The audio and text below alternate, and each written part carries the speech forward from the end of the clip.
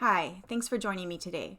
In this video, I'm going to be discussing 6 steps that you can utilize to bring more self-love and compassion to yourself.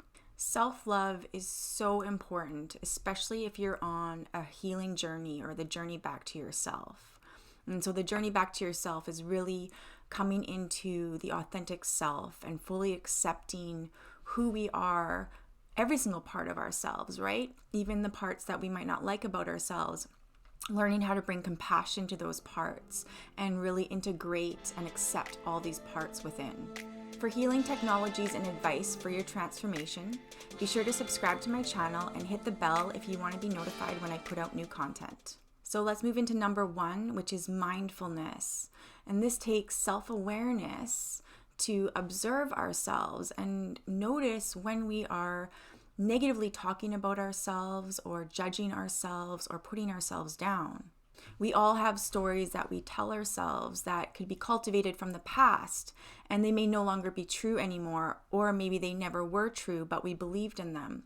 And so it takes really recognizing these negative stories we tell about ourselves and not identifying with them, not making them out to be who we are, but maybe something that we experienced in the past. So mindfulness is a very powerful tool to use on a daily basis to step into a place of connecting back to more self-love within.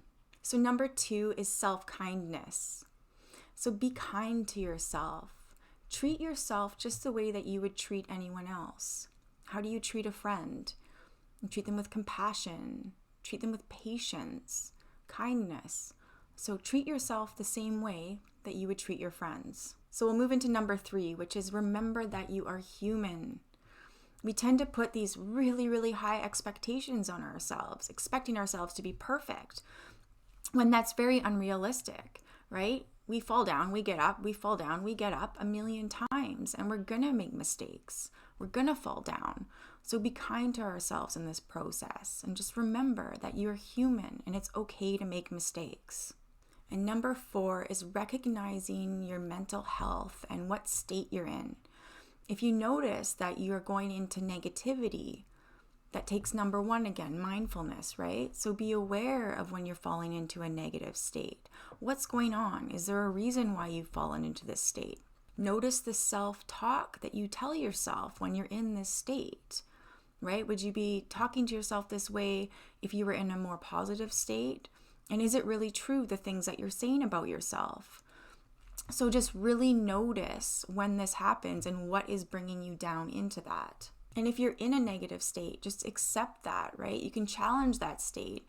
But if there's feelings of sadness or anger or frustration that are coming up, just really feel your feelings and honor those feelings. And the best way to move into a different state is to really feel those feelings that are coming up, the feelings that maybe don't feel so good, but allow them to pass through you because they're coming up to be felt. They're there for a reason. So number 5 is challenge the story or state that you are in. So number 4, I said to feel those emotions, accept that where you are at. You don't want to push it away because that will just take you more into negativity. So this is just really challenging the story that you were telling about yourself. Ask it, is it true? What triggered this? Is it a past trauma that's coming up? Where is this coming from? And this is a really good thing to look into the past and to notice your triggers and to see if it is coming up from an old wound. Because when we're really hard on ourselves and maybe we've done something or said something and then we're beating ourselves up about it, and it's taking us down into this negative state, and then we're going into shame, understand where it's coming from, right? So maybe something in the past happened that is triggering the present moment, which is usually the case, and it really actually has nothing to do with the present moment. And I've talked about this a lot in my other videos. So noticing that it's a past wound and bringing compassion to yourself for what you're experiencing. And then remembering that this is probably an old story that you're telling about yourself, right? The stories and core belief systems that we carry always stem from childhood, right? And so if you're believing that you're not good enough, or you're a burden, or you're not important, or you've done something wrong, or you're shameful, this does usually stem from childhood. So just remind yourself that this is an old story. How can you change this story? So I just want to ask you a question. What story keeps repeating in your life? What story and negative self-talk do you keep telling yourself? Notice how far these stories go back. And if you can share this with me, you can write it in the description below, and I would love to have a conversation with you about it. And number 6 is forgive yourself. So if you've hurt yourself or you've hurt someone else, what is it going to take for you to forgive yourself?